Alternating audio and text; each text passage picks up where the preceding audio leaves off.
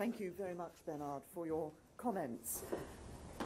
This has been a particularly difficult summer for people on either side of the Channel. A particularly high level of migrant activity, exacerbated by strike action, has caused disruption for local residents here in Calais and in southern England, as well as for lorry drivers and holidaymakers. Bernard and I are not the first French Interior Minister and British Home Secretary to face such a challenge, but our work to address it has been helped by the very strong, frank and collaborative relationship that we share. For many months, as the number of people crossing the Mediterranean into Europe has grown, we have been working together closely, and we are determined to solve these problems together. And our joint efforts are working. The additional deployment of French police, as well as the extra fencing, search dogs and other security measures provided by the UK over recent weeks, have stabilised the number of attempts to breach our border controls. The declaration we have signed between the United Kingdom and France cements the comprehensive programme of work that our two countries have undertaken. And it takes it further by committing the UK and France to a thorough security programme in Calais and Coquelles. Combined with the continued unprecedented French police presence in the region, this will include further physical security improvements in and around the tunnel and wider port areas, more CCTV, infrared equipment, floodlighting and fencing, and more than 100 additional security guards. But the situation we are facing in Calais is the result of a global migration challenge. And that is why our two countries will continue to work closely together to make sure the rest of the European Union and the transit and source countries from which migrants are coming are also playing their full part in solving this problem. We must also relentlessly pursue and disrupt the callous criminal gangs that facilitate and profit from the smuggling of vulnerable people, often with total disregard for their lives. Our two countries have a strong track record in this important work, and today we commit to even greater cooperation to combat this organised criminality. We have formalised arrangements on intelligence sharing, coordinated operations on both sides of the Channel, and joint work to bring prosecutions.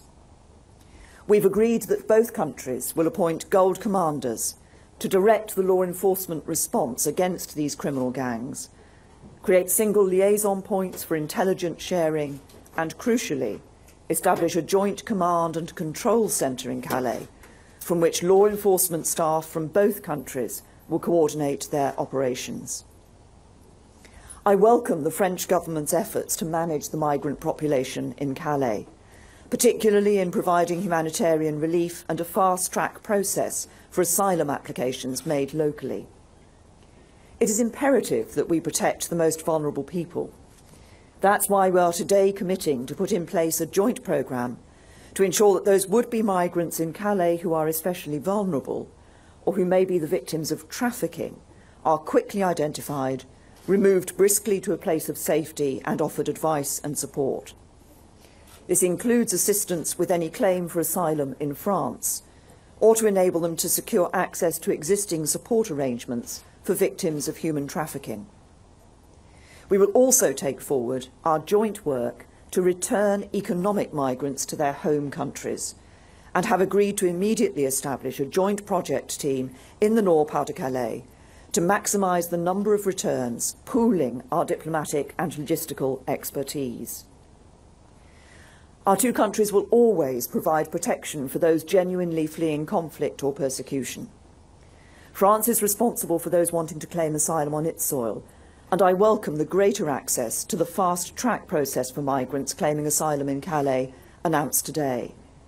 But we recognise the special circumstances of Calais as the closest port to the UK, and have today agreed the UK will provide France with additional expertise, capacity and additional funding in support. The long-term answer to this, of course, is to reduce the number of migrants making the dangerous journey across the Mediterranean. This means working with our European Union and international partners to target development aid, and increase investment. We need to help source and transit countries develop economic and social opportunities, fight the criminal networks that facilitate people smuggling, and return people to their home countries more easily. And that is why this declaration commits us to tackling not just the immediate problems in northern France, but to look further upstream, to support frontline European Union member states in ensuring fully functioning external borders and an asylum system that is resistant to abuse, to support the European Commission in preparation for the Valletta summit with the African Union in November, and to crack down on the organised crime gangs smuggling people into Europe. The agreement we have signed today, the communication, shows a comprehensive programme of activity to deal with the problems that we see here in Calais, but which start further afield.